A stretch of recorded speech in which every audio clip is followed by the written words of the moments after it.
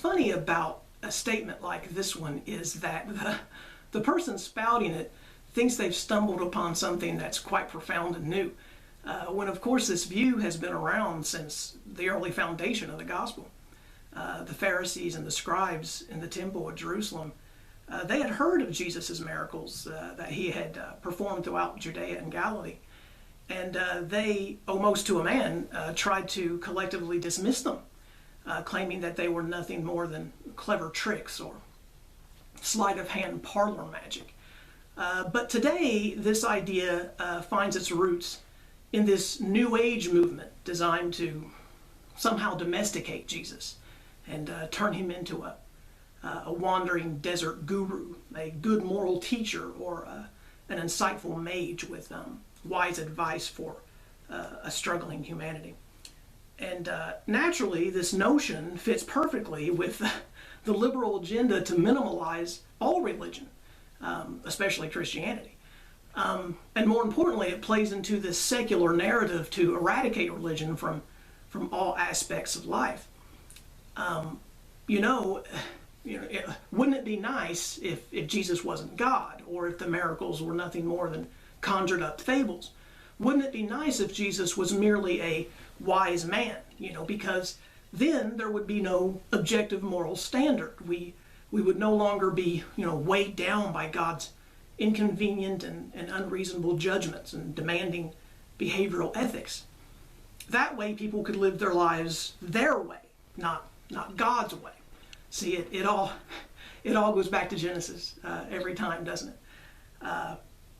We make fun of the Adam and Eve story, but yet we do it every day. But luckily this movement will never work. It will never gain traction because Jesus, like no other religious figure, demands of you to make a choice. You're going to have to pick a side. You're going to have to make a decision. Jesus claimed to be God incarnate in the flesh, sent from his Father in heaven to right the wrongs of mankind and reopen the gates of heaven for God's wayward creation. If you claim that Jesus is anything less than this, you are in fact calling him a liar, an imposter. C.S. Lewis penned it beautifully, stating that when it comes to Jesus, you have only three choices, three schools of thought. They are known as the 3 L's of Jesus. He is either the Lord, a liar, or a lunatic. And that's it. Lord, liar, or lunatic. There is no middle ground to play with here. There is no wiggle room. You can't mix and match these L's.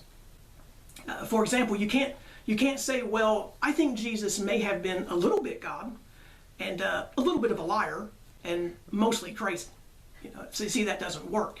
This principle operates in the same way with the miracles of Jesus. It would be foolish to say, well, I think 30% of Jesus' miracles were legitimate. They really happened. And probably about 40% were staged and phony. And the other 30 were just made up later. Well, that doesn't fit. It's not logical.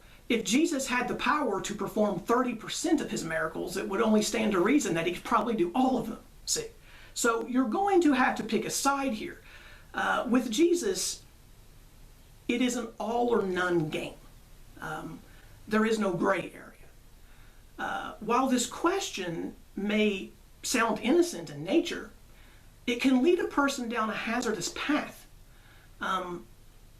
Don't fool yourself into thinking that you can somehow stay neutral when it comes to following Jesus. There is no fence riding here. As the Lord said, you are either with me or you are against me. There's no hedging your bets when it comes to this. You're either all in or you're all out.